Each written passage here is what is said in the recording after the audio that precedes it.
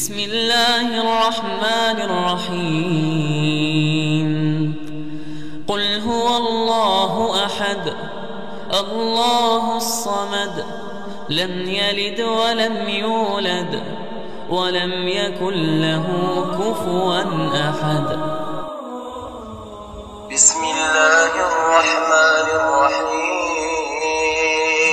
قل هو الله أحد الله الصمد لم يلد ولم يولد ولم يكن له كفوا أحد بسم الله الرحمن الرحيم قل هو الله أحد الله الصمد لم يلد ولم يولد ولم يكن له كفوا أحد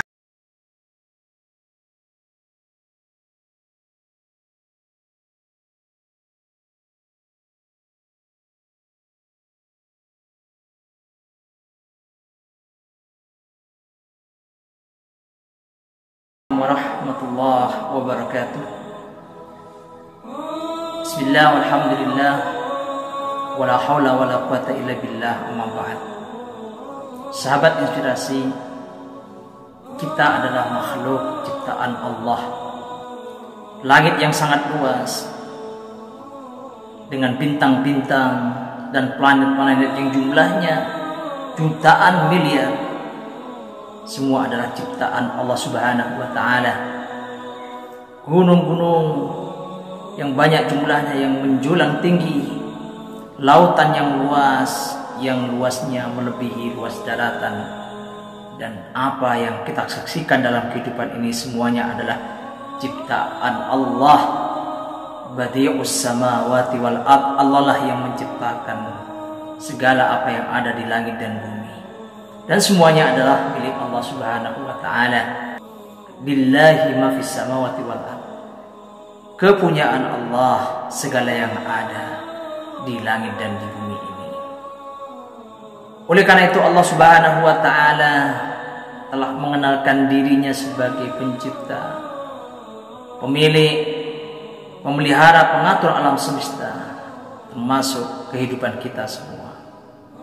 Oleh karena itu Allah Subhanahu wa Ta'ala mengingatkan dalam surah Al-Ikhlas, Qul huwallahu ahad, katakan dialah Allah, zat yang Maha Esa, Allahus Samad,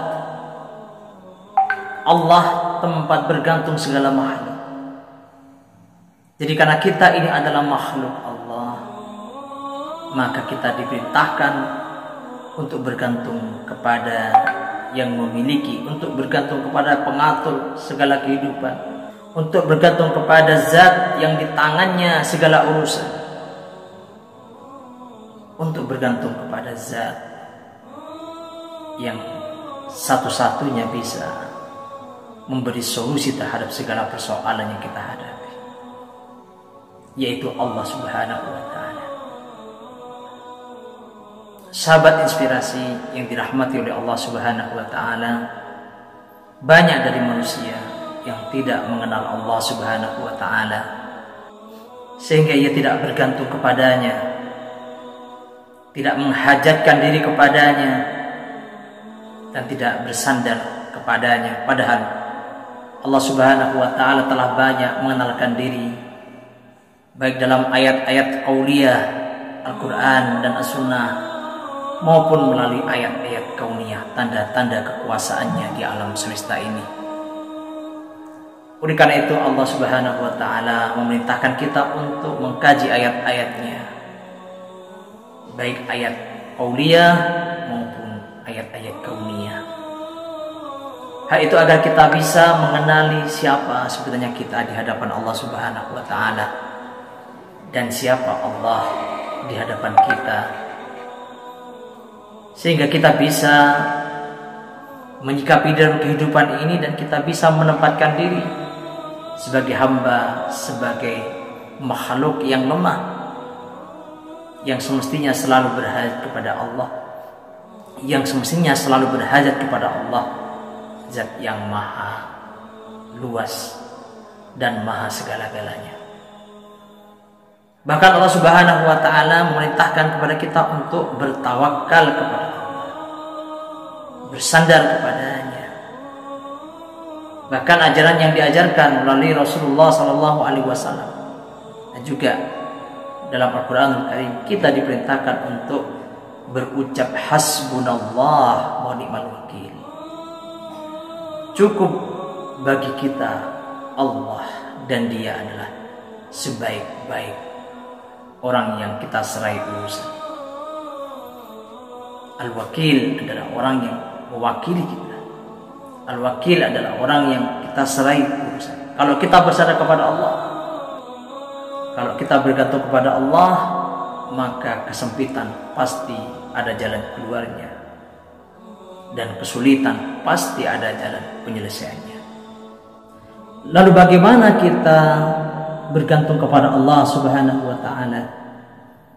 Yang pertama tentu menguatkan keyakinan, dan keyakinan itu diawali dari pemahaman,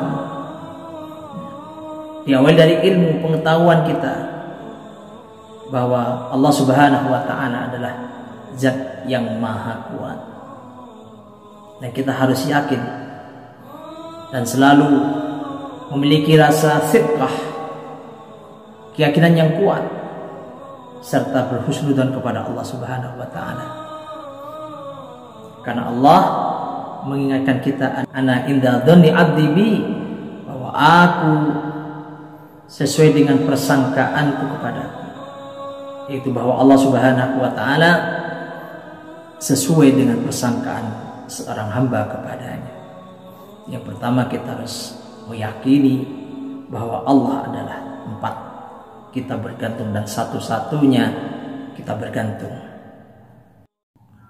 Yang kedua, kita harus melaksanakan ikhtiar yang diperintahkannya.